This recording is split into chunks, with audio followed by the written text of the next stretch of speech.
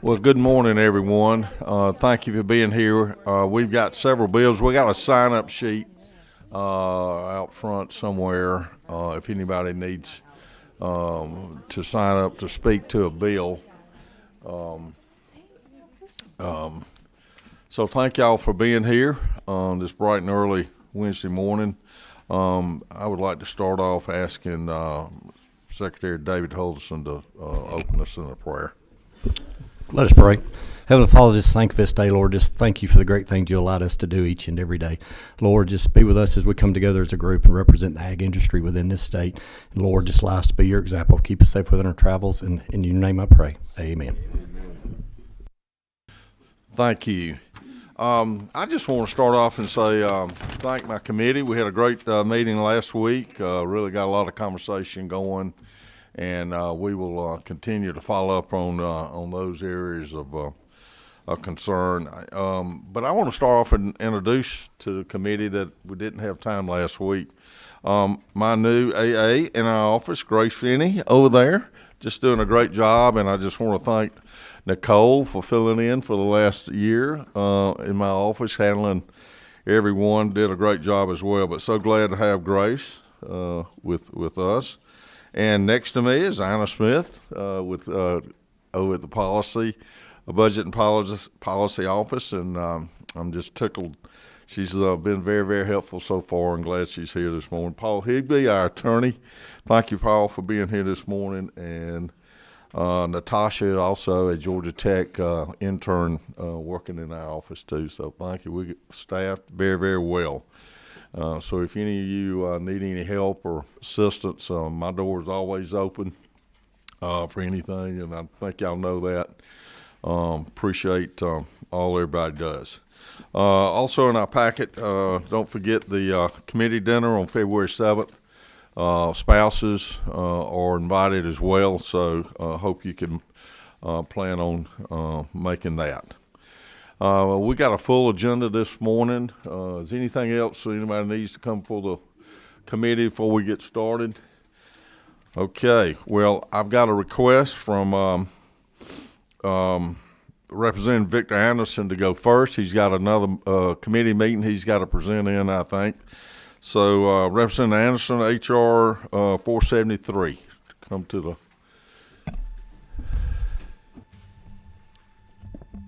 Thank you, Mr. Chairman, and I do appreciate very much your accommodation of that request. I've got another presentation I need to be at in a few minutes on a bill, but this is an important resolution that and I appreciate the opportunity to come and discuss this with the committee again, sir. House Resolution 473 LC 550056. This is not something I asked for. This is not something that I went and sought. This is something that was brought to me and requested by the trade, by the industries, by the associations in Georgia that represent our arborists and our tree trimming industry. And in order to kind of explain what's going on, I'm going to refer, if it will, the committee to lines 8 through 14, and I'll read it real quickly on this resolution. Whereas a 2020 report from the United States Occupational Safety and Health Administration states that the tree care industry's fatality rate for tree care operations make tree trimming and pruning among the most hazardous occupations in the country. And whereas the 2020 OSHA report further indicates the fatality rate for tree trimmers and pruners may be as high as 1 per 1,000, which is nearly 30 times higher than the national average fatality rate of 3.5 per 100,000 for all workers.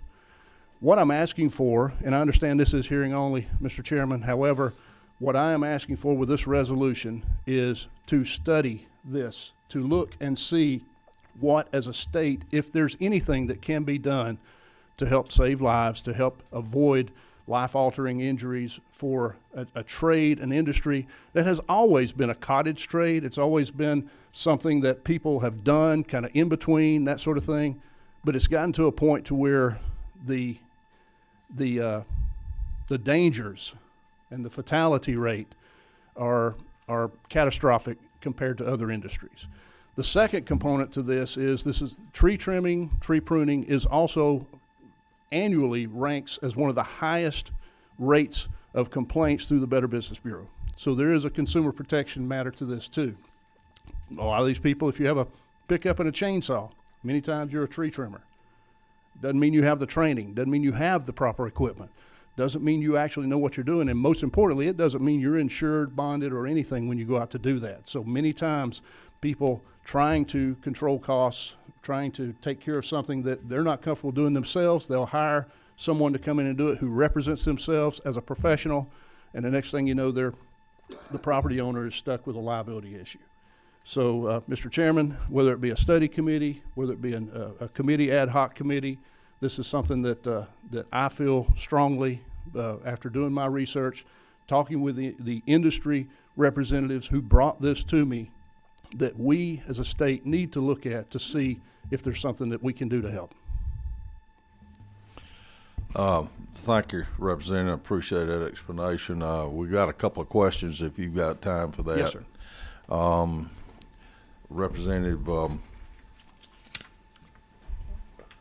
Cameron? Yeah, Cameron, Representative Cameron. thank you. I agree with you.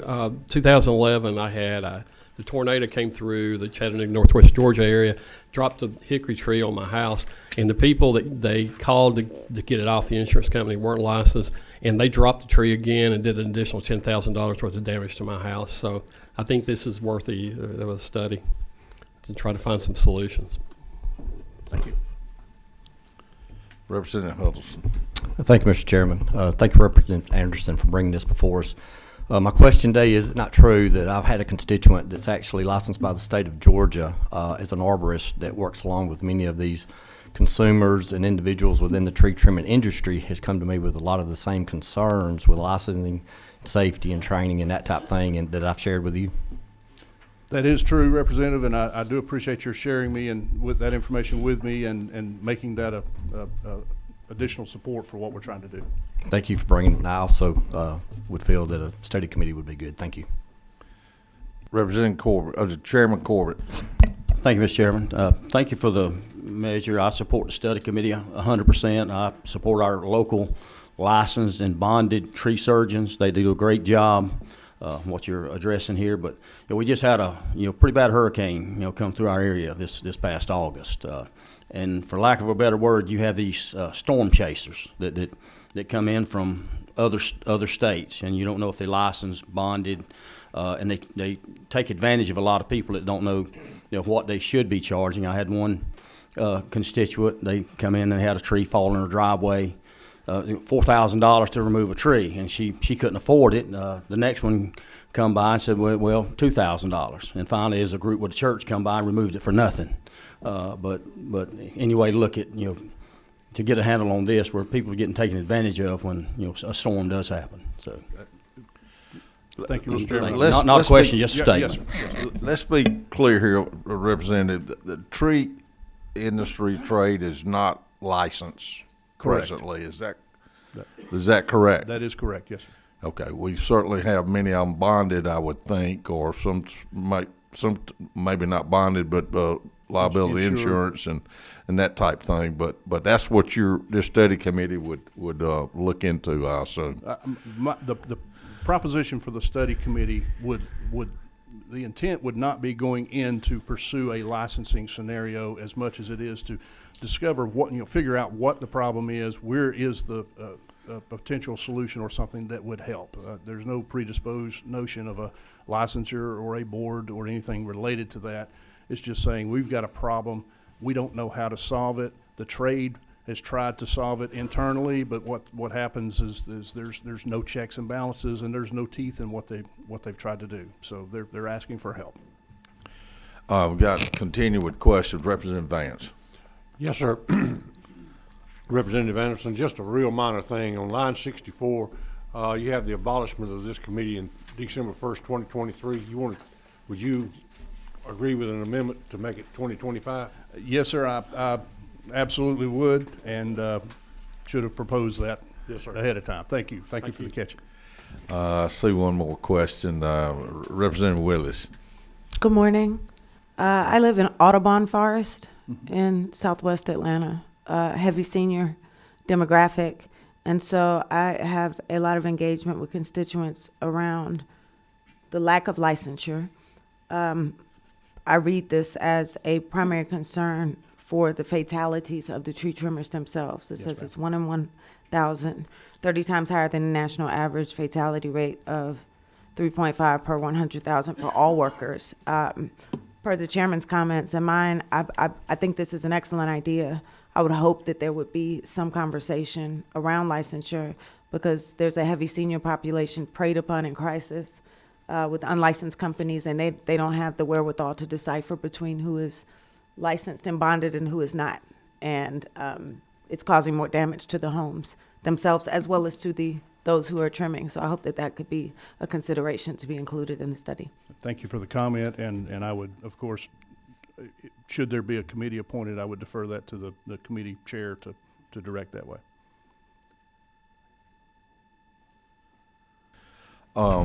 Thank you, Representative. Seeing no more questions, I appreciate you bringing this bill. Seems like some interest in it, and we'll see where it goes. So thank you for that. Thank you, Mr. Chair. Okay. Next, Whip Burchett is not here yet, but he's here. Yes. He's here. All right. Welcome to the Ag Committee. Do you want a middle table? Okay.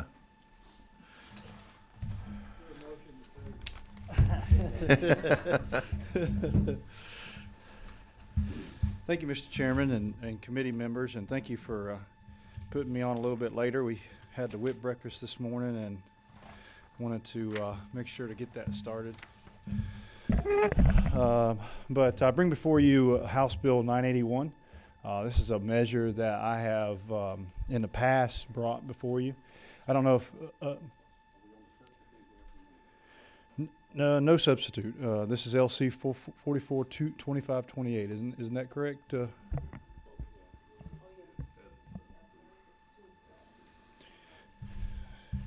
I think we're going to hold off on the substitute for now.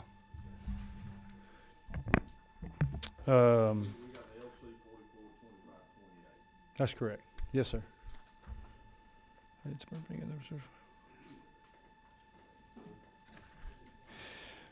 So many of you may or may not know that in my past life I was a building inspector, and I did it for 12 years.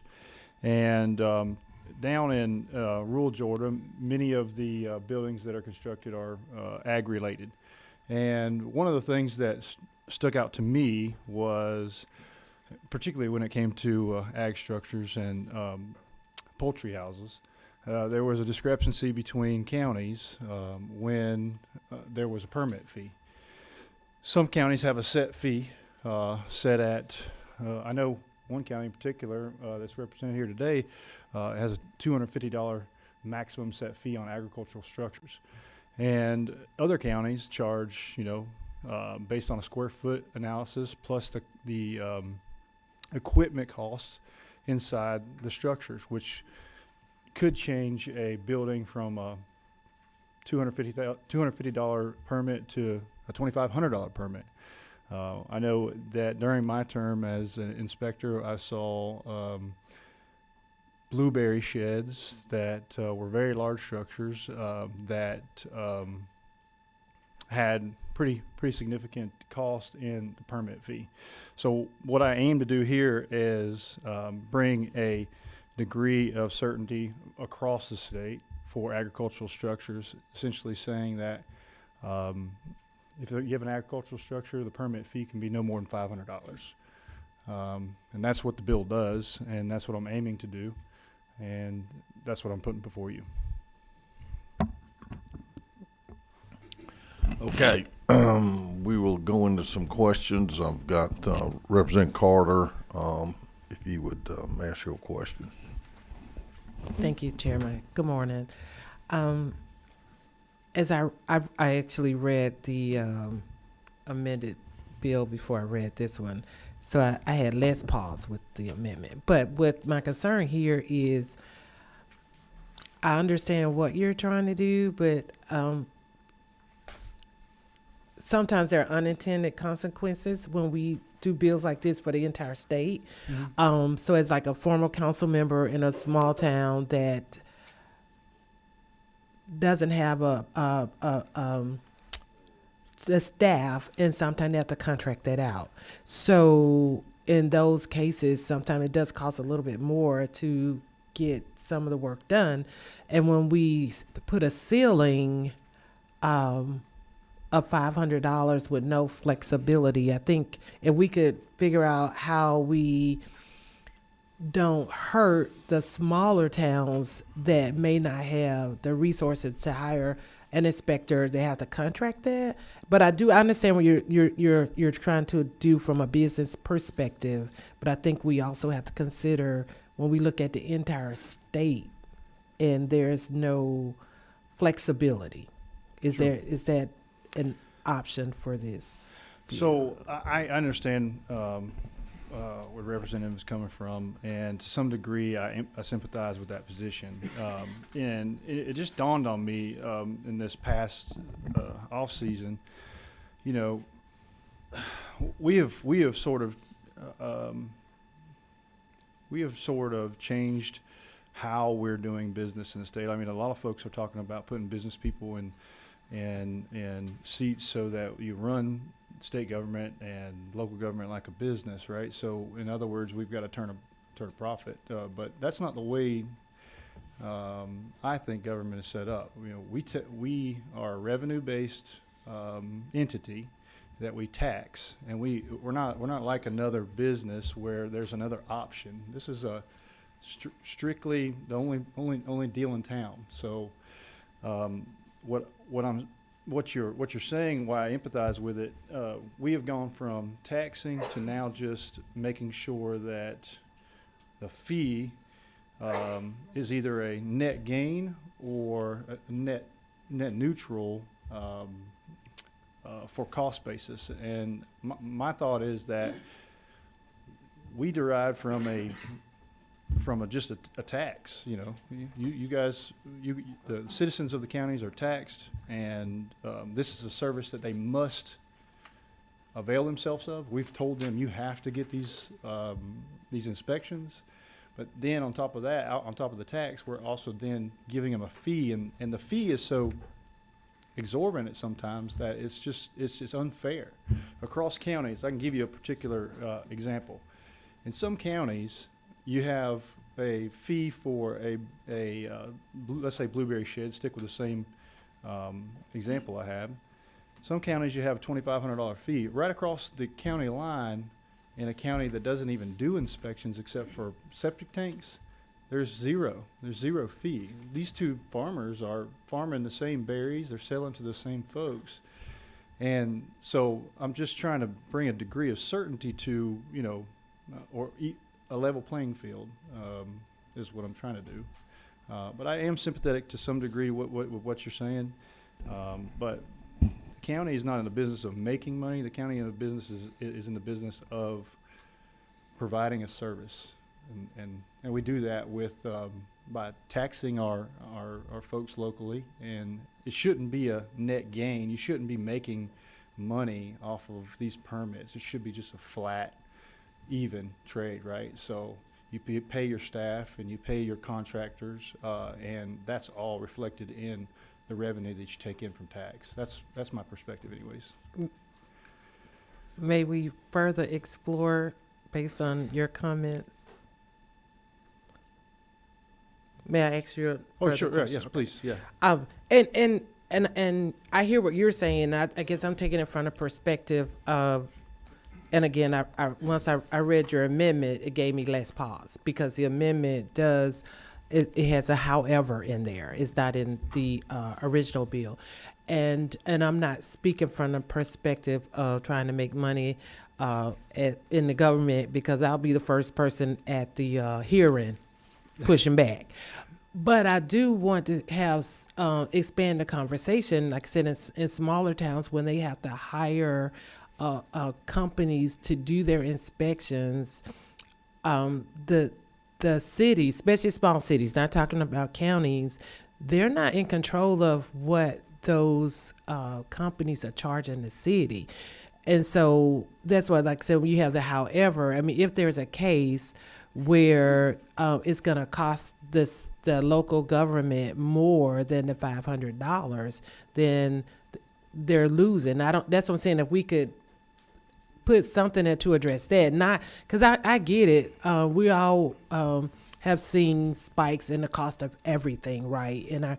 And justifying why our taxes are going up. So I'm not advocating for that at all. I'm just thinking about the smaller towns like one that I live in that might find themselves in an adverse situation with a bill that caps what they can charge. Well, I think that's a good point, Representative. But what I'll say to you is that so whether the building is 200,000 square foot or if it's 1,000 square foot, you've typically got 5 trips out, and in a small city. So I'm thinking small city, the distance isn't very far, so there's not a ton of travel time. There's not a ton of cost associated with going to that place.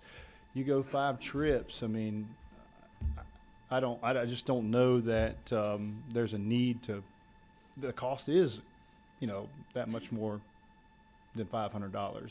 That's my perspective, but certainly there could be a scenario where the cost is more. I would say push back a little bit in saying that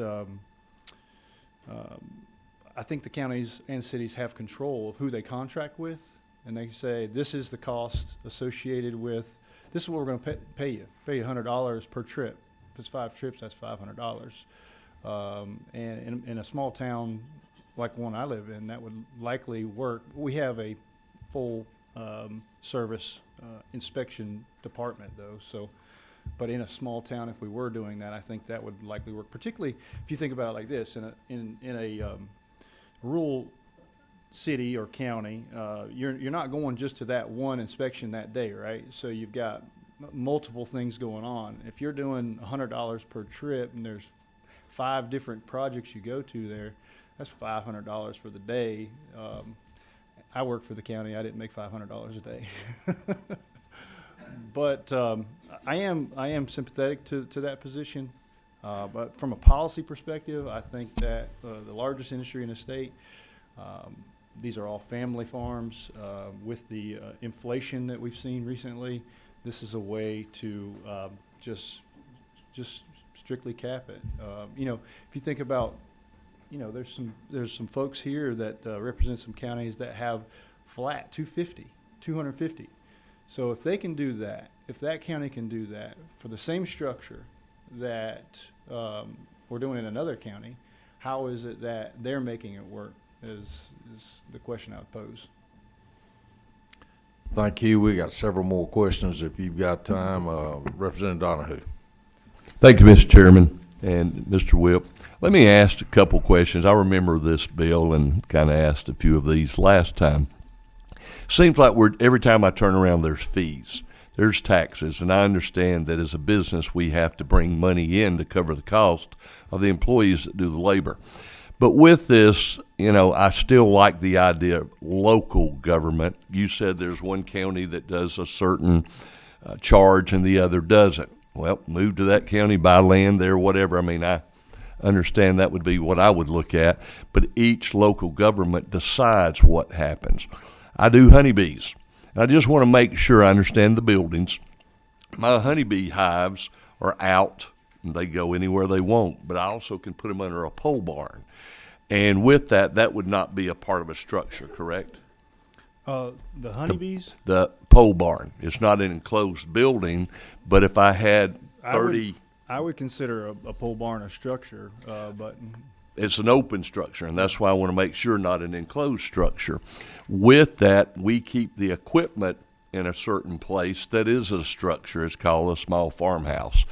So with this, I just see we're opening up more and more and more to where now there's more cost to come out and there's more regulations, and that's something I really don't like. My hay bales, when I cut hay, then I put it in either a pole barn or enclosure. That means that's another process to me, looking at more government overreach or outreach. So that's something I just wanted to bring up that I see. So I'm not sure I understand the premise, Representative, but I think, are you saying that you don't pay a permit fee for those now?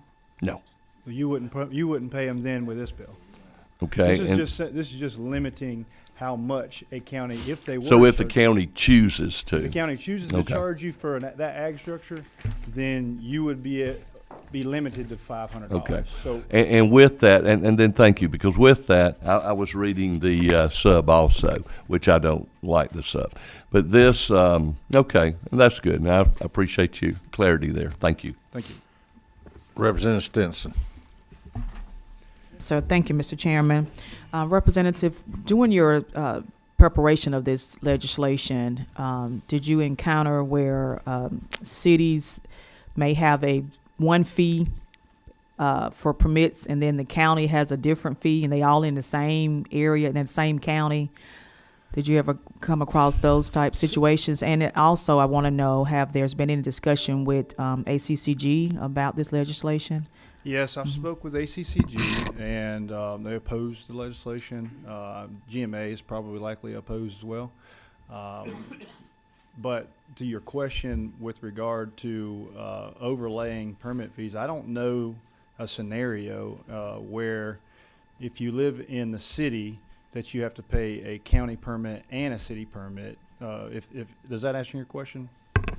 It does. I would just, I'm just aware of some situations where it created confusion for my constituents because they are in one, they live in one county, but they go to the city, they have to do one thing, then they go to the county, it's something different, and they, just created a lot of confusion, and I had to be the one to explain to them why. So. Well, this would for agricultural structures, this would alleviate that issue, at least when it comes to the cost of an agricultural permit. So whether you're in the city or the county, you're only going to pay $500 for an agricultural structure if this were to pass Senate and be signed into law.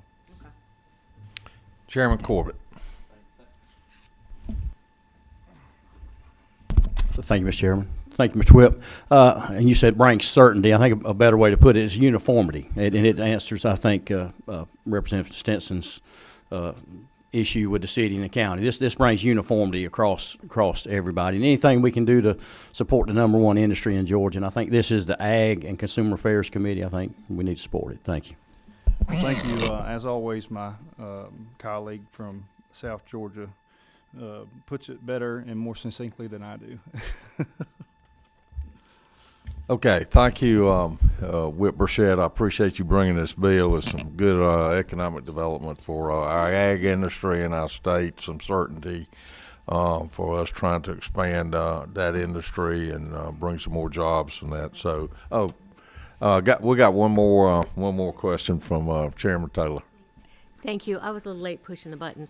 I just want to make sure, like in the city, if they were to construct something like a farmer's market in a town or even in the county, it still would be limited. If it's a private one, not owned by the state, would it still be limited? Doesn't matter the size? If it was owned by the state? No, if it's not. If somebody's going to put up their own farmer's market in town, and it would be a bigger building than just a shed like you see out in the county or a barn, but it is a... There's no limit to the size of what right. the structure could be in my bill. My Okay. bill doesn't limit the size or nature as long as it's an agricultural structure. I don't know if a farmer's market, I think that a farmer's market would fit under it, but I know that in at least our farmer's market, they utilize it for other things like yard sales and things of that nature. Okay. So I don't know if that would throw it out, but I think it would be suitable. I know in mine, it's the state owns the one in my county. But in a larger city, I've seen where some of the municipalities, suburbs are putting in their own farmer's market. Well, if the city or the county puts in a farmer's market, they're not subject to a Right, permit no, but fee. a private person may want to put it in and say, okay, we're going to build our own farmer's market and we're going to put the money in and we're going to build it. Would it fall under this? I believe that it would. Okay, because it's kind of retail, but it's... I'll verify that for All right. you. Thank okay? you. Okay, thank you. Mr. Edwards from ACCG, would you want to come? Either one, you want come express y'all's concerns, and I think that's a little bit about what this sub is in your packet talks about, and so maybe we can have some questions for you. So, Great, thank you. Thank you for being here. Yes, sir. Thank you, Mr. Chairman, members of the committee. Again, I'm Todd Edwards with the Association County Commissioners of Georgia. I'll start by saying that Georgia County's ACCG fully appreciate the importance of the agriculture industry in Georgia, its impact on Georgia's economy, a lot of local economies, and we understand the need to bolster it, keep it competitive the best we can. Fees, in many aspects, are a good way of good means by which to pay for local government services. In this case, you mentioned running government like a business. That can't always be done, but it gets us a little closer because those that are benefiting or utilizing a service are those that pay for it. If otherwise the cost of administering the service would go to property taxpayers, or in this case, other fee payers. If it's lessened in one area or capped at a certain amount, fees are going to have to be made up somewhere else to run that administrative division of the state or the local government. Georgia law already prohibits counties from charging more in fees than it costs to administer that service. Not necessarily on a particular basis, but overall, the fees that are brought in pay for the service. They cannot be used to pad the general fund or to profit. Unfortunately, sometimes that does happen. It's illegal. We can address that through the court system. For House Bill 981, $500 may well cover the cost. There was talk about family, mom, pa, family farms. It may well. But for some of the larger operations, it may not. Again, this goes back to someone else having to pay to cover that fee. So we had some questions. The bill, it does cap $500 as a permit fee, but if you read, it applies to all qualified agricultural producers. And this is a person or entity or owner or lessee of agricultural land or other real property from which 5,000 or more in agricultural products are produced. But it also applies to a person or entity in the business of performing agricultural operations. It does say producer sold, Madam Representative Taylor, so sold would cover it. But this would cover both the producers, large processing facilities, which oftentimes may be located in cities or outside counties. It would be capped at 500, despite however complex the systems within that facility are. Again, it would apply. It's a rather broad generation. There are other definitions, but the key there is to look up the definition code of qualified agricultural producer. This will impact counties' ability to administer fees. It was earlier asked, how do counties base their fees? Yes. Basing them a flat fee rate is one of six, current options are that local governments have to base their fees on. I will note, and some of you all are on the House Ways and Means Committee, Mr. Chairman, we do have legislation going through House Bill 461 we've worked for several years on that would take away the ability for local governments to base that fee, as mentioned earlier, on the cost of the products or the materials being used. We can't justify that. I do believe that legislation will pass this year. Another option for producers to look at are private third-party entities in the state of Georgia. If they are authorized to do plan inspections, grant permits, or issue the local government grant the permit, they can do the inspections.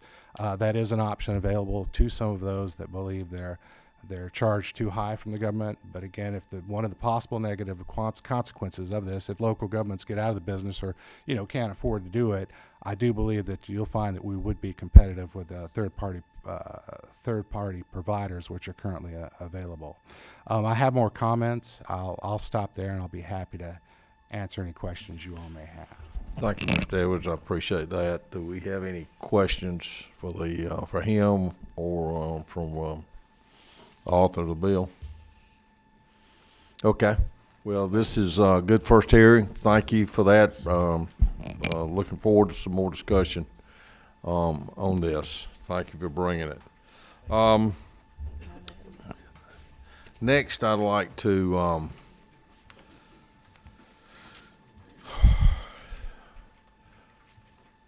Chairman Jones, are you okay? Yes, sir. Till last? Sure. I like to hang on. You don't have a conflict, do you? No, sir. I'd like to sit here and watch Chives.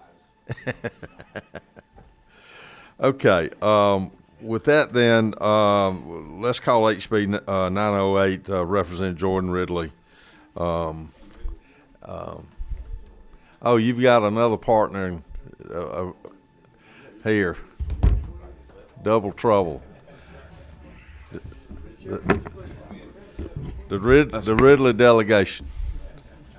It's a great caucus. Thanks for having me. We're glad y'all are here.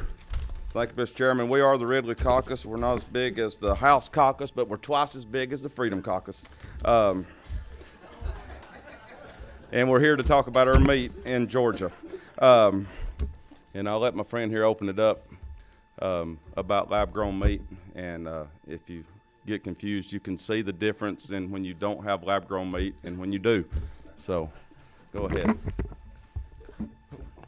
So House Bill 908 is just some clarification language on what is lab-grown and non-lab-grown meat, and then the last part is requiring restaurants to disclose if it's lab-grown or not, if it's vegetarian or farm-raised seafood. So we're trying to protect the meat market, the chicken market, seafood market, because lab-grown meat is growing in this country, growing in Europe. The USDA's approved, the FDA has approved 2 different lab-grown meats already. More are coming, so we just want to make sure when you're in a restaurant, you know what you're buying, and if you're buying a steak, we want to know it comes from a cow, or if you're buying chicken, it comes from a chicken, or if it comes from a lab. Just trying to provide some transparency here.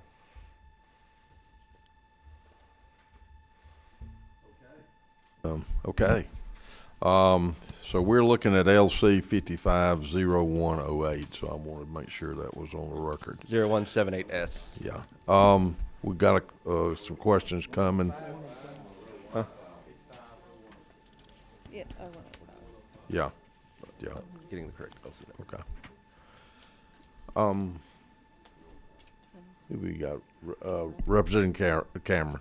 Good morning, Representative Ridley. Thank you for bringing this. Are there any national chains that sell this now? Currently, not from the research I've done, but there are restaurants in D.C. and San Francisco that are selling it, and it's growing across the nation, so we're trying to get ahead of the curve. In 2020, the state it said in grocery stores you have to put it on the packaging in the grocery stores, and this is just updating the code that restaurants have to disclose it as well. All right, thank you. Okay, any other questions from the committee? I think this bill's pretty straightforward. Chairman Taylor. Okay. We have someone from the Restaurant Association going to speak just to the curious, bill how- as well. Can you give us a process? How do they grow it from a cell? Where does it come from? What do they do? So they take the original cells come from an animal, whether it's beef, pork, chicken, and then they basically put it in a lab and they multiply the cells in a medium, kind of like in a petri dish, and then they 3D print the cells into the item. And they just take those cells and what do they put it in? They different depending on what they're trying to make. They use different mediums to grow the cells. So they're taking the stem cells from the product and then multiplying them to create it, and then they 3D print the item. But depending on what kind of food they're making, they're using different mediums to replicate those cells. I'm trying to picture it in my mind. They're taking these little cells and they're going to put it in something and tell me it's a steak? Yes, or ma'am. a piece of chicken? Yes, ma'am. And will it look like it and taste like it? Yes, ma'am. Okay, thank you. Thank you. See no more questions at this moment. So Scott Bierman from the Restaurant Association, if you come to that podium mic right there, please. Absolutely. Thank you, Mr. Chairman. Thank you, committee.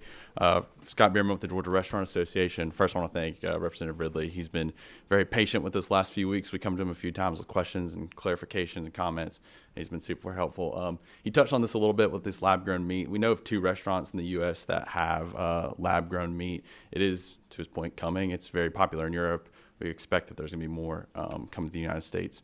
We are the association has no issue with the menu labeling portion of this from the lab-grown meat. We think, somebody else's point from a minute ago, if you're going to go to a restaurant and you're going to order a steak, it should be a steak, right? You should know what you're ordering when you get there, and we really believe in that. So we really support that aspect of this legislation.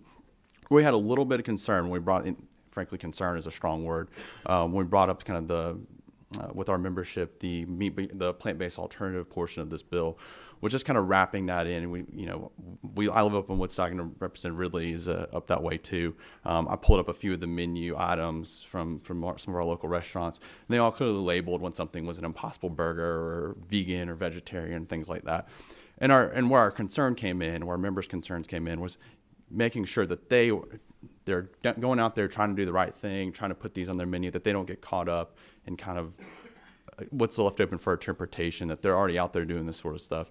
Again, that's a small issue. They want to make sure, like, they want to be good actors. They want to follow the law. They want to do what they're supposed to do. So they don't want to get caught up in something that may be inadvertent. And I know that's not the representative's intent on this, but just something we have to look out for with our membership, and making sure our restaurants are following and doing what they should be doing. But happy to take any questions on this or lab-grown meat or anything we can answer. I see a couple of questions, so hang on. Yep. Representative Willis. Good morning, and thank you for being here. Just a point of clarification. Could you further expound on what exactly they would get caught up in? Well, if we have a restaurant that has an Impossible Burger on the menu, we want to make sure that any sort of regulation that comes out of this doesn't say, like, okay, well, we put down an Impossible Burger, but it really should have been listed as a vegetarian Impossible Burger, or there should be a star there. What they're trying to do, and their interpretation is they're putting things the right way, or maybe the font size isn't the right size on the menu, and they're getting dinged on that from a violation perspective. That's where we're concerned. They're just making sure that if they're trying to go out, look. The vegan and vegetarian market is a big market, and some of our traditional restaurants maybe not have served vegan and vegetarian things. They're trying to find new customers and new customer bases. They want to promote that these are vegan and vegetarian items. Personally, I don't eat vegan and vegetarian. I'd rather have a full beef burger when I go out to dinner, but some folks do. So they want to promote this, but we just want to make sure that there's just, again, I used the word concern earlier. I think that's maybe a little strong, but just thought to what's going on, and just gives our folks a little bit of pause.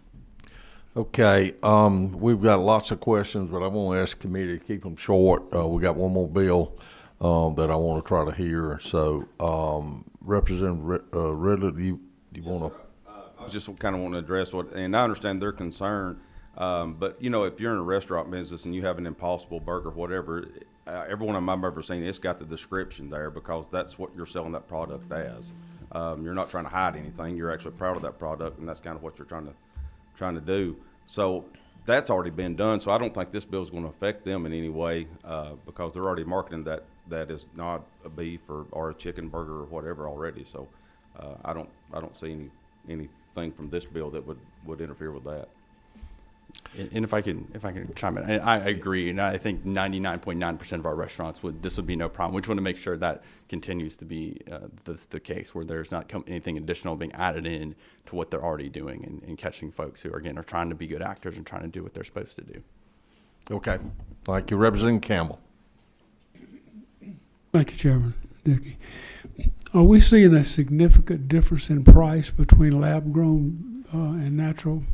So here in the U.S., like I said, like Representative Ridley said, there are only 2 restaurants, and one in Washington, D.C. and one in San Francisco.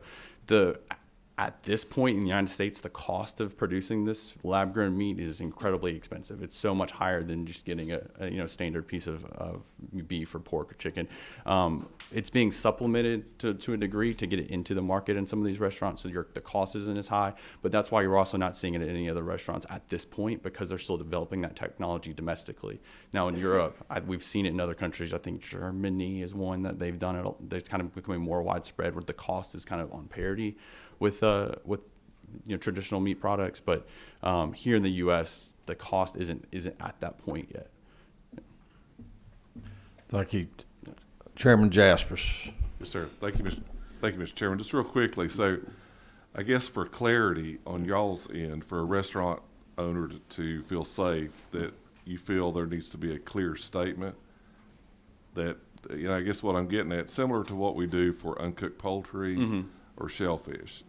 So I think where we would, ultimately, I think if we had our, perfect world, we would like to see the plant-based alternative just pulled out and just reference the cell-grown meat. I think that's the issue. We would also, I guess, if we're working within this structure right now, what we'd want to see is just some give on the regulation side, so we can have some leeway there. So if you say it's a vegan pepperoni, that would qualify. Or if it says plant-based pepperoni, if we're talking about a pizza place, or an Impossible Burger, that qualifies. Or if you go into a restaurant and it says Bob's Vegan Restaurant, you know that everything in that on that menu is vegan. We don't have to have a special menu designation at that point, because you know going in, hey, it's vegan. Reprinting menus is not a huge cost, but it is a cost at a certain point. So we want to make sure that if they're already following these things, they're already meeting the intent of what this bill would do, that they're not having to go additional and take additional steps on top of that. Is the statement that, Mr. Chair, if I continue, that they have to sign or put on their menu that uncooked poultry, blah, blah, blah, uncooked shellfish, is that in the code somewhere also? I believe it's an FDA food code, but I'll double check on that one for you. So I think it might be easier if we gave them, this is what we want them to say, and we're done with it. So there's not that confusion that you brought out there early on. I mean, that would get rid of the confusion, but it would also add to the additional cost. Everybody have to reprint their menus at that point. Well, they will they'll get dirty. I mean, I think, yeah. Put a sticker on it. Yeah. Thank you, Mr. Chair. Thank you, Representative Cameron. This is for anyone who wants to answer it, but how do they get nutritional value in pink meat? I mean, and has anybody studied that to see if that versus real meat? I mean, I don't know of any way how, but then again, I don't know how you would grow a chicken wing in a lab, so I don't know. I'm sure there's a way they can do it, and I can find some information and get it back to you on that. That's fine. Thank you. Thank you. Representative Carter. Oh, thank you. I think that my question is going to go to the authors of the bill. On, let's see, on line 20, starting 23, it outlines where the information should be displayed. My question, is it possible to amend to add the website? If it's not, if the restaurant has a website and not necessarily their menu, so that people would know before they arrived at the restaurant that there were some alternatives on their menu. If for some reason their menus are not on the website, that it's communicated that there is sale and alternatives in the products that they're selling at the restaurant. Well, probably the only problem you're going to run into is that might work here. Throughout the rest of Georgia, most of us don't pull up menus. If you go to my town, you won't find a QR code to pull up a menu. You're going to get an actual menu. So if they say, well, it's just online, but then the people don't ever pull up online like in my town. So then I think it needs to be on the menu in the restaurant. I think that would be more important than being on the online version. But I think it needs to be on both. Yes. I'm not saying one or the other, but definitely both. Cause okay, in a matter of time, we got one more question. Thank you. Good point. Representative Cannon, if you would, last question. I would just direct it to the what's driving the move towards plant-based products or vegan products away from the original? Yeah, I mean, I think just not to speak to the broader political climate. I mean, we're just seeing more folks who are kind of becoming more climate conscious and moving towards that as a political statement to a degree. And so for our restaurant folks, when we see, look, if folks want to buy vegan, we want to provide it for them. We want people in our restaurants spending money, so if they want it, well, the market will demand kind of where we're at. I mean, there's also a health aspect of that. Some folks are being more health conscious and being more thoughtful about what they eat, and thinking that, in their thinking rather, that vegan and vegetarian would be the way to go. I mean, I don't necessarily agree with all that, but. Okay. Thank you for the questions. Thank you, Mr. Bierman, being here. Thank you, authors of this bill. And we'll take up this conversation again. So we have one more bill, HB 940. Chairman Todd Jones, thank you for your patience. Thank you for this bill. And our committee, as you see, gets interested. And so please come in and explain the intent of this HB 940. Well, good morning, Mr. Chairman, and thank you. I know there's a couple people on this committee on rules who I do believe they're bringing in at 9. Is that true? Oh, you're not meeting today. Okay. All right. Thank you, Chairman Jaspers. Thank you for the opportunity to present this bill. Ultimately, when you hear the phrase simple bill down here, sometimes that causes, all kinds of lights to flash. But I brought the bill, frankly, for a few reasons. The first one is, if you go out, you take a 20 or a 10 or a 5 out of your pocket, you will see right on the bottom left-hand corner, you will see that this is legal tender for all debts, public and private. I'm fully aware that federal statute is quiet in terms of whether or not it's required to accept by a business.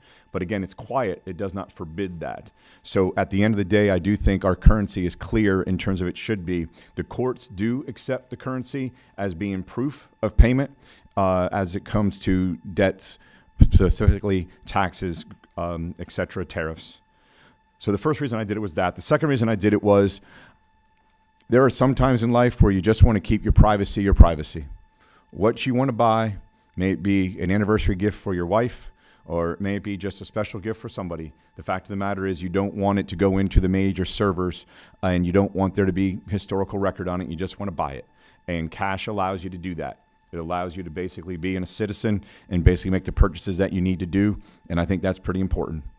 I think from a cybersecurity standpoint, I think that it's super important that we have to understand that as much as I'm tech, and you'll probably find no one down here at the General Assembly who's more, I'll say, involved in tech, but at the end of the day, the fact is we do need a backbone of currency that will allow us to trade if for some reason we unfortunately find ourselves in a day where we just have digital currency, and if that occurs, we want to make sure that we do have a currency backbone. The third, though innovation is kind of a part of my DNA, the fact is we're leaving behind a certain portion of our population. The FDIC says that about 7.5% of our population right now is unbanked. The national average is between 10 and 11. Given our population of about 10.7 million, we'll just say there's 1 million people who are unbanked in this state. Unbanked. That means they don't have a debit card. Chances are they don't have a credit card. So we're effectively leaving them out of the economy. For those of you who live in the metro area like I do, you will see more and more restaurants, more retail establishments are saying cashless, credit cards only. I know it's not in the rest of the state, but it could permeate there. Leaving these individuals behind is just not fair. And frankly, I don't think it's good business. I don't want to leave 1 million consumers behind. I want to bring them in. So I went ahead. I've never had a prepaid debit card. So I went ahead, I went to Kroger, and I'm not picking on Kroger. For those on video, just went and bought one. I didn't realize when I filled it with $100, there was an $8.99 fee. I did not know this, and I'll be honest with you. I was ignorant to it. But then I realized that there's a 30-day fee. Then I tried to do an online purchase on the Google store, and guess what? Can't do it. So I started to realize this idea that, oh, no, they can get, quote, prepaid debit cards. Well, that's not really the case. In a physical swipe scenario, I do believe that's typically going to be accepted. But in the online world, where we all know we've seen commerce move significantly to online, even physical stores are making more money online than they are in the physical marketplace, we are seeing the fact of the matter is we will continue to leave these folks behind. So when we combine the idea that it sits on our currency as basically legal tender, from a privacy perspective, a cybersecurity perspective, and then also from the point of leaving 1 million Georgians behind, I think we need to seriously consider, can we ask our retail stores and our restaurants, and I want to be clear, you'll see in line 14 through line 16 that we defined it very clearly. These are physical retail stores and restaurants. So the question around whether or not we're at a flea market, a festival, whether or not it's a parking lot, etc., that does not fall into the definition that we have placed here. We're talking about 4 walls and the ability to walk in and pick up a burger or pick up an item or whatever that may be. The rest of the bill itself, lines 12 through 13, just defines cash. We already talked about 14 through 16 defining retail store, and effectively 17 through 21 says that it'll be unlawful for those companies to refuse cash. And then finally 22 through 23, I will tell you that refers to the Attorney General and the Consumer Protection Division there. Mr. Chairman, I'll stop right there. I know we're short on time and take any questions. No, thank you. I appreciate that, Chairman. Got some questions? Chairman Jaspers. Thank you, Mr. Chairman. Thank you, my fellow Forsyth County caucus mate. Just two questions, Chairman. On 16, you describe, the code section. What does that define? I mean, yeah. Thank you. I should have mentioned that in my overview, Chairman Jaspers. I was concerned that we weren't including food establishments. Hence, we went ahead and we added on 15 food products. And then if you go to 262370 to that part of the code, that effectively defines physical restaurants, for lack of a better phrase. So it's not referring to, I want to be clear, it does not include festivals, flea markets. It does not include, I'll just say, temporary food trucks, etc. how about at the Georgia football game this year? They went totally cashless. I'm sure Tech did. I'm sure Florida did. Does this affect them? There's an argument to be made that it does not. There's an argument to be made that it does. Since this was hearing only, I wanted to get as much feedback as I could, Chairman Jaspers, and then come back with a sub. And the intent of me as the author is to exclude Mercedes-Benz, State Farm, UGA, etc. Sure. And I think also you want to add to your, Mr. Chairman, your fees is that, currently many establishments that take credit cards, like I bought a set of tires on Saturday, I paid cash because that credit card fee was pretty high. It's kind of shocked me. It saves consumers. That's why I'm in favor of doing this. So I just think that figured out who's in, who's out. Yes, sir. It's Chairman another tax built into using that. Exactly. And, sir, if I could comment on that, I won't say which favorite breakfast place, but I have a favorite breakfast place in Forsyth County, and they started to do that exact same thing. So I, with intentionality, make sure I walk in there with cash because I don't want to pay the extra 3%. And I think you're absolutely right. If we get to the point where they're just saying cashless, are we now paying, to your point, 7% in Forsyth County on sales and then an extra 3% for using that card? And it ends up being a 10% tax. Yes, sir. Representative Thomas.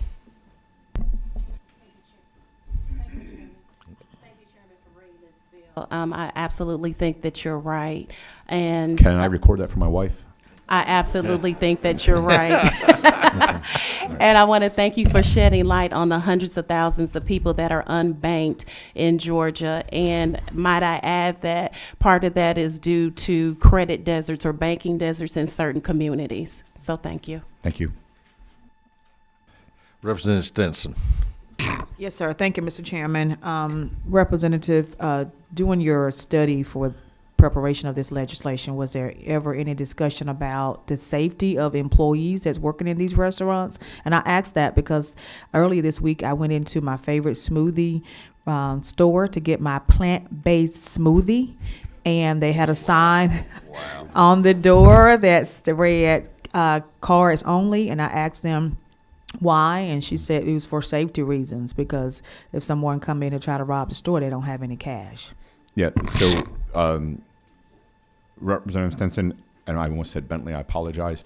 That was absolutely taken into account. I spoke to especially folks in the metro area, and at the end of the day, there's no doubt that is, I'll say, a risk that exists within certain parts of our state, unfortunately. I think it's a symptom, and we haven't really addressed the root cause, but that's not the time and place to discuss that here. But I do believe that it's imperative for us to be able to say to the folks that are taking cash, and I would say in any instance to protect their employees, they should have a drop safe. And then the sign, instead of saying we don't take cash, the sign says I have a drop safe. And at that point, then the drop safe is drop safe, and there's nothing to be had because they don't have access to what's inside of that drop safe. Thank you. You're welcome. Chairman Perkle. Thank you, Mr. Chairman. Mr. Chairman, you and I had a discussion this morning, and I will confess to my members on the panel that I was absolutely a no on this, and we had a long, drawn-out debate. I'm going to ask the similar question that I asked this morning when we were talking about this, and now I'm no longer a no. I'm a thinker on this. You absolutely. So my concern is. My concern about is the role of government in this, and is this taking government a little bit far. That so, as a capitalist, I am absolutely in favor of government staying out of my stuff as to what I carry, how I charge, and you gave me a little example using my dollar bill. If you'll expound on that. So, Chairman Perkle, as usual, we had our morning coffee. I've always appreciated our morning coffees for the last 7 years, so thank you. It offends me that you mentioned your favorite coffee place was in Forsyth County and not at the Capitol, but go ahead. Favorite breakfast place, sir. Okay. Yeah, not favorite coffee place. But yeah, we did discuss two things, which was what I mentioned in my introduction comments, which was around the currency in terms of legal tender for all debts, public and private. But then we also talked about the idea that we typically do not tell private businesses what to do. But at the end of the day, I think we start to look at, not to bring in my law school background, but in terms of probative value. And I think we need to start balancing in terms of the value of privacy, the value of defense against cybersecurity, the value of ensuring that the unbanked are brought into our economy, 1 million consumers just in Georgia alone. I think that outweighs, I'll say, what would be potentially the challenges, for instance, Representative Stinson had brought up, against having them accept cash. Thank you. Representative Martinez. Yeah, very briefly. I'm a thinker too, and I think Chairman Perkle stole my thunder. Aren't you intriguing what a business owner can do in his own business, the way he should run his business? So I'm a thinker too. I was a no, but I'm a thinker. So can you tell me how you're not getting involved in the way a business owner runs his own business? Well, first of all, welcome to the Georgia Tech Caucus as a thinker. Come on, that was kind of funny with all the Georgia grads. Representative Martinez, I'll say ditto to what I said to Chairman Perkle, but I'm going to add just something extra. For better or for worse, we regulate business 24/7 by 365. A food service entity has to be regulated by who? The DPH, to make sure, and they get a food score, and that's posted every day. I don't mean to bring in Chairman Dickey's farm, but I will because it's my favorite one. Nothing against Senator Eccles. But at the end of the day, his farm is regulated in every way, shape, or form in terms of buying my blueberry jam, sir. And plus, he's the chairman of this committee. So at the end of the day, I think, unfortunately, we as government have stepped in on business in so many different ways, 24/7 by 365. And this is just that opportunity from a global point of view. And I could talk about the United States in terms of all these different issues, in terms of the currency, cybersecurity, privacy, and also the unbanked. But just from the state of Georgia itself, again, I absolutely acknowledge it is I'm going to say, a potential hindrance and challenge for a business to accept. But I would argue that the benefits outweigh the challenges. Representative Mathis. Yeah, thank you, Chairman. Thank you, Chairman John. I'm glad we're together on this, and I'm not much of a thinker. Those guys down there know that, but it is aggravating when you can't give someone money for what you purchased. And when it says legal tender on it, now I understand the part about we regulating this and that, but my question here is, you know, we can give them a 10, 20, and some of them say they won't take 50s, 100. Now, why? Now, Chick-fil-A will. You flip 100 out to them, that little girl or boy is going to give you and say, my pleasure. And I love it. I love it, and that's the way it should be, but and it's already regulated. That's money. That's what we do business with. And I got a little restaurant in Cochran. It has a big sign. We gladly take cash or check. And, I mean, it is aggravating. I don't have a debit card. Don't want one. But I think this is a good bill. And I think we get it smoothed out, get these thinkers down here on board, and we'll be good to go. I appreciate it. Thank you. Representative Hagan. Thank you, Mr. Chairman. Thank you for bringing this bill. It does, listening to everybody talk about it, I love small business owners. And so I do usually have a concern when we're limiting their options. However, when I think about the almost 60,000 people that I represent, I do believe I represent far more constituents that are unbanked than I do small business owners. And I do think it's an issue, especially when we're talking about people who don't have a lot of financial options but need to go to the store to buy things they need to survive, things they need for their family. I like this bill. I think it's important that they have that option. And as you said, it's legal tender in our country, and so I think it ought to be respected as such. And it's not lost on me that there are safety concerns, but I think there's safety concerns anytime we open the door to a business in any location, especially if there's already a high crime situation there, which I think many of our districts do have that as well. But thank you for bringing it. Thank you for all the time and effort you put into it and considering the small businesses. But I do believe I agree with you that the benefits outweigh the negatives yeah, I do. So thank you for bringing it. Thank you. Okay. Here's the say. We've got a couple more questions, but we're past time. Great bill. Thank you for bringing that, Chairman Jones. You got a lot of interest and support on this, and hopefully next week we can see you again. Any other announcements or things we need to come before the committee? Thank y'all for being here. Meeting adjourned.